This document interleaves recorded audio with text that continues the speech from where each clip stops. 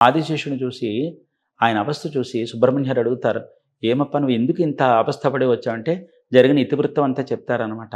ఓహో! అలాగా ఉండని చెప్పి తాను కూడా ఒక మానవ మానవ రూపాన్ని పక్కన పెట్టి మాయా సర్పరూపాన్ని ధరించి ఆదిశేషుడితో పాటు సముద్ర గుండంగా పాతాళంలోకి వచ్చాడు.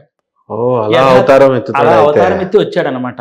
వచ్చి అప్పుడు ఏం చేశాడంటే ఈ అవతారానికి ఏం సంబంధం లేదు, ఆ సిచ్యువేషన్, ఆ ఘట్టాన్ని కోసం వచ్చి మాయా సర్పరూపాన్ని ధరించి పాతాళ లోకంలోకి ఆదిశేషుడితో పాటు వచ్చేసేసి, ఆదిశేష ఆ భారాన్ని నువ్వు తీసుకో, భూమిని అంతా నువ్వు మోసి మీరు కాసేపు పక్కకి రండి అని వాళ్ళని పక్కన పెట్టి, ఈ స్వామి ఏం చేస్తాడంటే అక్కడ కూడా సర్పరూపంలో ఉంటాడు. యథాతథంగా ఎప్పుడు తారకాసుడు వచ్చాడు, వచ్చి ఇది సాధారణ కొడ్డే కదా, ఇది మనల్ని ఏం చేస్తునుకొని సర్పరూపంలో ఉన్న సుబ్రహ్మణ్యుడని తెలియక తిప్పడం మొదలెట్టాడు. అప్పుడు స్వామి తన విశ్వరూపాన్ని చూపించి ఇద్దరు కూడా తలబడ్డారనమాట.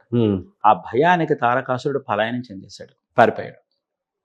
స్వామి అక్కడే ఉన్నాడన్న విశేషం వాళ్ళకి తెలిసిపోయింది కనుక ఈ రాక్షసులు కొద్ది రోజుల పాటు రావడం మానేశారనమాట. మానేసేస్తే అప్పుడు ఇంకంటాడు సుబ్రహ్మణ్యం, మరి ఇంక బయలుదేరుతాను, ఇంక తారకాసురుడు రాడు, మీరు ఇంకా ధైర్యంగా ఉండండి అని. కానీ వీళ్ళకి ధైర్యం సరిపట్టల.